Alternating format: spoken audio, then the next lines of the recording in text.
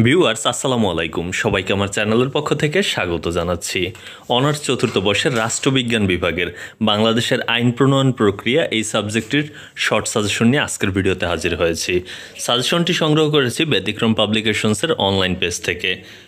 ক বিভাগের জন্য বিগত 2015, 2017, 2019 এবং 2021 সালের কুইজ প্রশ্নগুলো পড়লেই হবে।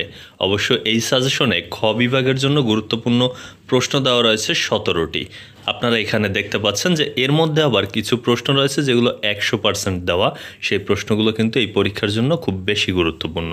আপনারা এখান থেকে স্ক্রিনশট দিয়ে রাখুন প্রশ্নগুলো এবং বই থেকে খুঁজে এগুলো অনুশীলন করুন। আর গ বিভাগের জন্য গুরুত্বপূর্ণ প্রশ্ন রাখা হয়েছে 15টি। এই 15টির মধ্যে কিন্তু বেশ কিছু প্রশ্নই 100% মার্ক করা, সেগুলো অবশ্যই গুরুত্ব সহকারে পড়বেন।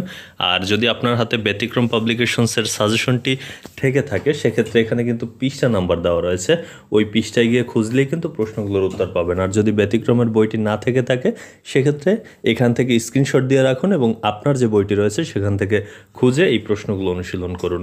এতক্ষণ সাথে থাকার জন্য অসংখ্য ধন্যবাদ।